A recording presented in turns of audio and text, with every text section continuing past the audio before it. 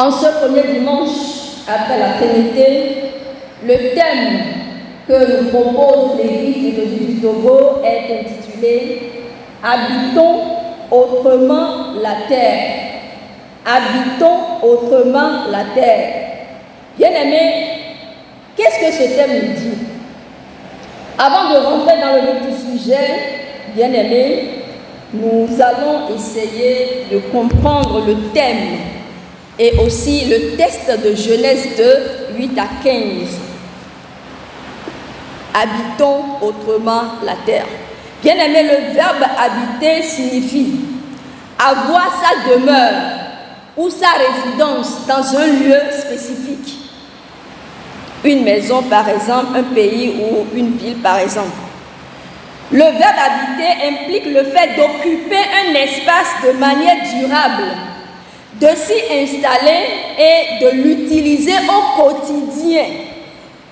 Bien aimé, la signification de ce verbe se décline selon 3 dimensions principales. Le sens concret, le premier sens, c'est occuper physiquement un lieu. Au sens géographique et sociologique, c'est pratiquer un espace plus large en y travaillant, en s'y déplaçant, en consommant et en interagissant avec d'autres personnes. Troisième sens, au sens figuré, c'est être présent dans l'esprit, corps et âme. Bien-aimé, qu'en est-il du concept de terre? Le mot terre désigne la planète sur laquelle nous vivons naturellement. Le grand dictionnaire de la Bible dit: quel est le monde physique dans lequel vit l'être humain par opposition au ciel? Le vocabulaire de théologie biblique dit: quelle est création et propriété de Dieu? Et donc, en Genèse 1, verset 1, il est dit: au commencement, Dieu créa le ciel et la terre. Bien-aimé, il reste un troisième mot qui nécessite d'être expliqué aussi, parce que c'est lui qui donne une orientation à notre prédication. L'adverbe autrement. Autrement. Bien-aimé, cet adverbe indique une manière différente de faire ou de penser. Il introduit une condition ou une conséquence. Il est utilisé dans une comparaison pour signifier bien plus. Que nous dit alors le texte de Genèse 2, 8 à 15? Bien-aimé, ce passage décrit l'installation de l'être humain dans le jardin d'Éden. Il illustre un lieu de grâce abondante, mais aussi la vocation concrète confiée à l'homme, celle d'être un intendant responsable, chargé de cultiver la terre et d'en prendre soin. Bien-aimé, le texte souligne qu'avant même de créer l'homme, l'être humain, Dieu a planté un jardin à l'est, en Éden. Le terme Éden, en hébreu, signifie délice ou plaisir. Bien-aimé, tout y est prévu par le bien-être de l'être humain. Des arbres beaux à voir et bons pour la nourriture. Bien-aimé, le texte fait mention d'un arbre de vie planté ou placé au centre du jardin. Cet arbre de vie symbolise la plénitude, l'immortalité et la communion éternelle avec Dieu. Bref, la présence permanente de Dieu. L'arbre de vie planté au centre, au milieu du jardin, symbolise la présence permanente de Dieu. Bien-aimé, le passage fait encore mention de 4 fleuves. Le texte dit que le fleuve qui irrigue le jardin se divise en 4 bras. Pishon, Kihon, le Tigre et le Frat. Bien-aimé, la mention de ces 4 noms n'a rien d'extraordinaire. Cela ancre symboliquement et géographiquement le récit dans le monde connu des auteurs, démontrant que la bénédiction de Dieu déborde depuis son sanctuaire vers le monde entier.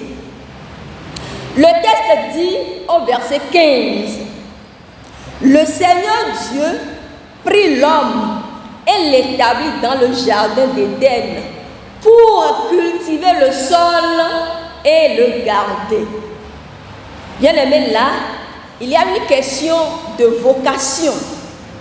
D'ailleurs, le verset 15 est le centre de la péricope. Dans ce verset, il y a deux verbes qui attirent notre attention. Le verbe cultiver et le verbe garder. Dans ce verset, bien-aimé, on constate déjà que le travail n'est pas une conséquence de chute ou une malédiction, mais une mission positive voulue par Dieu le Créateur. L'être humain est donc créé pour agir en collaboration avec le Créateur Dieu.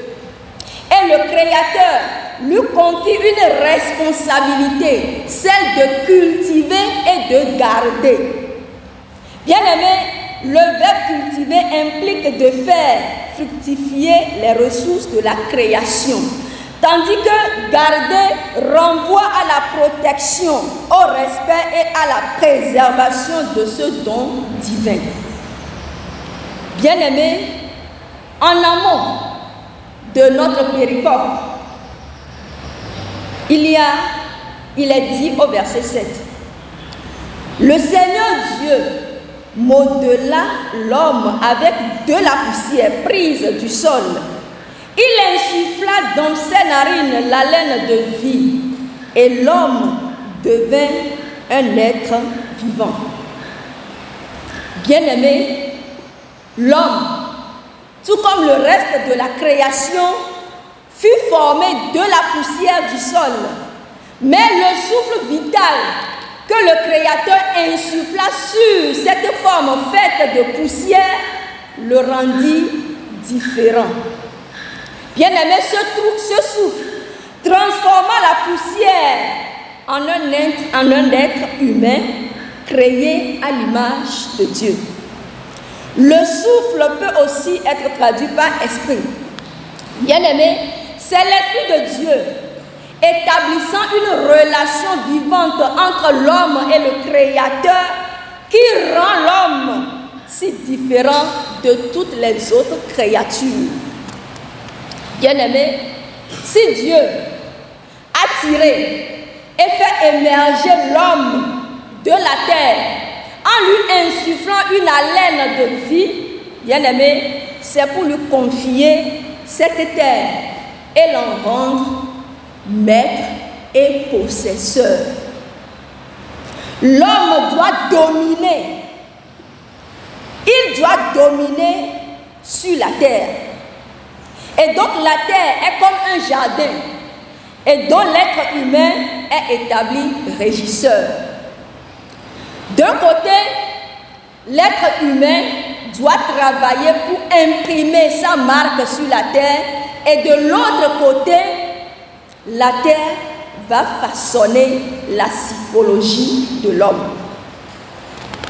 Bien-aimé, si le lien entre l'homme et la terre ou la nature est si étroit, d'où vient donc cette hostilité entre l'homme et la nature ingrate que toutes les générations doivent ou peuvent successivement expérimenter? Bien-aimé, la terre n'est plus pour l'homme un paradis. Et le chapitre 3 du livre de Genèse l'a dit, que l'homme, après avoir chuté, l'homme, après avoir désobéi, le Seigneur était obligé de le renvoyer du jardin, le renvoyer de ce bel et usuriant don qui a été offert à l'homme. Et donc, de par son péché, la terre doit dorénavant produire ronces et épis. Bien-aimés dans la foi. Or, l'idée ou l'objectif du Créateur, c'est de créer cet être humain à son image. Et il l'a si bien fait. Dieu l'a créé à son image. Et après l'avoir créé, ce qui le différencie des autres créatures, c'est que l'homme possède en lui le souffle de vie. Le souffle de vie qui est l'Esprit de Dieu. Dieu a transféré directement son esprit à l'être humain pour qu'il soit maître et possesseur de la nature. Le Seigneur Dieu a transféré son souffle, son esprit à l'être humain pour que ce dernier l'aide à protéger la création. Le Seigneur Dieu a transféré son souffle, son esprit à l'être humain pour que ce dernier arrive à cultiver et garder ce beau et luxuriant don qui lui a été offert. Mais malheureusement, il arrive que Adam a désobéi. Adam n'a pas honoré son engagement vis-à-vis de l'Éternel.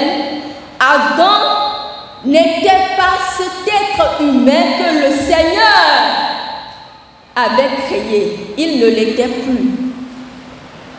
La question que nous devons nous poser ce matin, est-ce que l'esprit qui lui a été transféré entre-temps, cet esprit, le Seigneur a-t-il retiré cet esprit de l'être humain?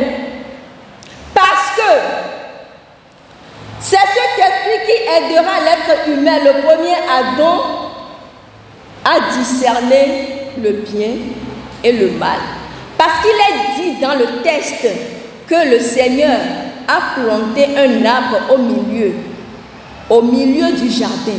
Il y a aussi un autre arbre qui sert à différencier le bien et le mal. Ce qui voudrait dire qu'au départ, le Seigneur avait futé à l'être humain, avait mis la puce à l'oreille à cet être humain. Attention, il y a la présence du bien et du mal dans ce même jardin. Donc, attention. Mais l'homme n'a pas su jouer le jeu. L'homme n'a pas su honorer son engagement. L'homme n'a pas su respecter cet ordre divin. Et donc, il a fauté et donc, il a désobéi. Et voilà, la terre a pris coup et la nature ou la terre n'avait pas été habitée comme le Créateur l'avait voulu. Parce que l'homme a désobéi. Et donc le terme nous dit ce matin, habitons autrement la terre. Habitons autrement la terre. Ça veut dire, entre-temps, ça n'avait pas été bien habité. Et donc aujourd'hui, le Seigneur nous demande de l'habiter autrement. Si Adam a fauté, si Adam a désobéi, et nous alors, qu'en est-il de nous? Avant de nous proposer ce thème, l'Église a su bien faire. On a déjà eu l'Esprit de Dieu. Et le dimanche passé, on nous a parlé de la Trinité, le mouvement de Dieu, un Dieu en 3 personnes, qui est déjà sur la terre. Ça voudrait dire que nous parlons déjà avec l'Esprit Saint, nous parlons du règne total de Dieu sur cette terre. Pour habiter autrement cette terre, il faut nécessairement avoir l'Esprit de Dieu. Acte 2, verset 38.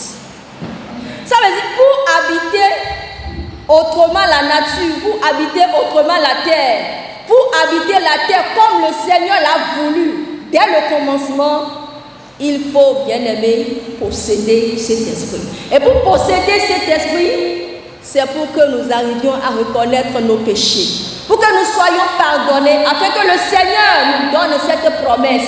Pierre l'a dit, cette promesse est pour vous et pour vos enfants. Cette promesse est pour vous et pour vos enfants. Mais avant de faire cette déclaration, la foule a demandé à Pierre, que devons-nous faire? Il a dit, répentez-vous, répentez-vous, répentez-vous. Bien-aimés, l'être humain en général et le chrétien en particulier doit nécessairement posséder cet esprit de Dieu. Nous devons avoir cet esprit de Dieu. Et je me permets de revenir un peu en arrière avant l'effusion du Saint-Esprit. Qu'est-ce qui s'était passé? Nous savons tous que le Saint-Esprit s'est manifesté à Jérusalem lors de la fête de Tabernacle. Ou bien, c'était lors de la fête de Tabernacle. Et généralement, tous les Juifs viennent à Jérusalem pour célébrer cette fête. Et cette fête commémore 3 actions.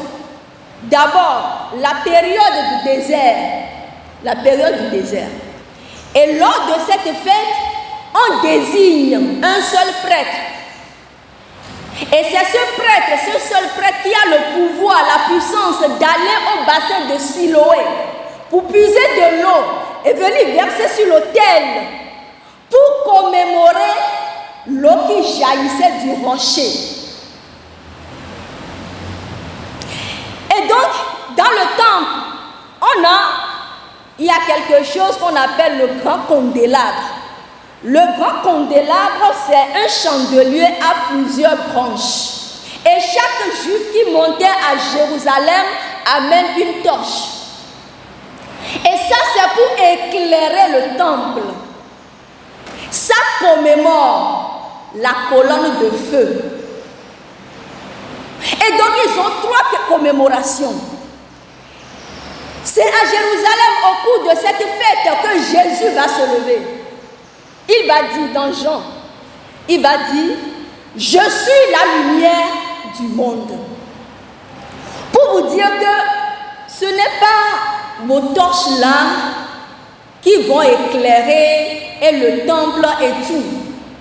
Mais c'est moi qui suis cette lumière. C'est au cours de cette fête que Jésus va cracher sur le sol et il fera de sa salive, il va mélanger la salive avec la boue et il va appliquer ça sur les yeux d'un aveugle-né. Un aveugle-né. Un aveugle-né, celui qui n'a jamais vu auparavant.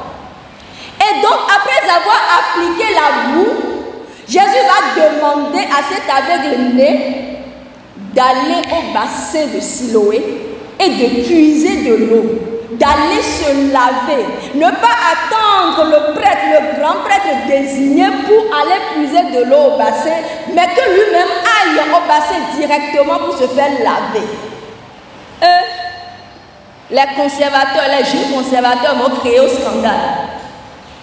Et donc, l'aveugle-né va aller au bassin de Siloé.